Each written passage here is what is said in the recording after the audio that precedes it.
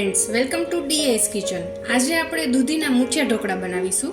તો દૂધીના મૂઠિયા ઢોકળા બનાવવા માટે મેં મીડિયમ સાઇઝની દૂધી લીધેલી છે, જેને આપણે ખમણી લઈશું. દૂધી ખમણાઈને તૈયાર છે. હવે એમાં આપણે ભાખરી માટેનો જે લોટ છે એ 3 વાટકી લઈશું. અડધી વાટકી સૂજી, અડધી વાટકી ચણાનો લોટ ઉમેરીશું. હવે તેમાં આપણે મીઠું સ્વાદ પ્રમાણે, 1 ચમચી ધાણા જીરું, 1 ચમચી ખાંડ, 2 ચમચી લાલ મરચું પાવડર,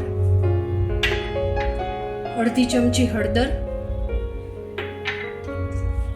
અને ચપટી 1 હિંગ ઉમેરીશું.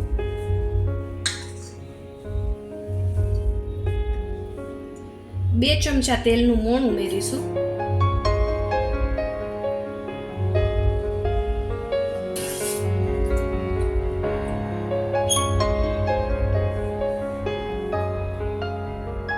ચપટી ખાવાનો સોડા ઉમેરીશું. એની ઉપર 1 ચમચી લીંબુનો રસ ઉમેરીશું.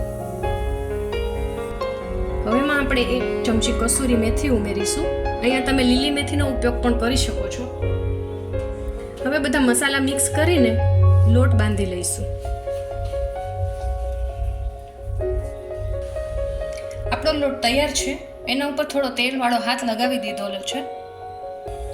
હવે આપણે ગેસ પર સ્ટીમરને ગરમ કરવા માટે મૂકી દીધું છે. સ્ટીમરની પ્લેટને આપણે તેલથી ગ્રીસ કરી લઈશું.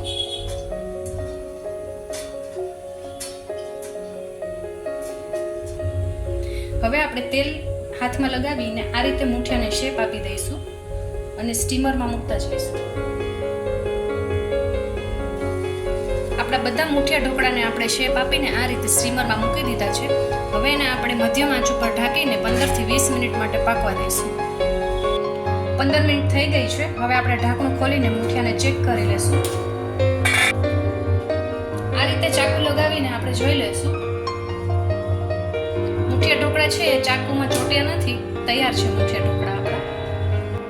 હવે આપણે ગેસની ફ્લેમને બંધ કરી દઈશું. આપણે જોઈ શકીએ છીએ કે આપણા એકદમ સરસ પોચા મૂઠિયા તૈયાર છે. મૂઠિયા ઢોકળાને વઘારવા માટે મેં એને આ રીતે નાના પીસમાં કટ કરી લીધા છે. આ મૂઠિયા ઢોકળાને તમે વઘાર્યા વગર તેલ કે લસણની ચટણી સાથે પણ ખાઈ શકો છો. મૂઠિયા ઢોકળાને વઘારવા માટે મેં અહીંયા કડાઈમાં 2 ચમચા તેલ મૂકેલું છે. તેલ ગરમ થઈ ગયું છે. હવે આપણે એમાં 1 ચમચી જેટલું રાઈ જીરું ઉમેરીશું.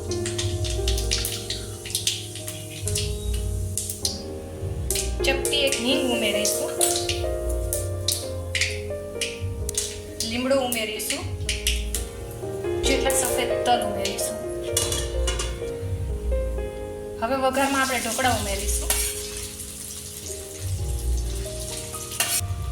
ચપટી 1 ખાંડ ઉમેરીશું. મિક્સ કરી લઈશું.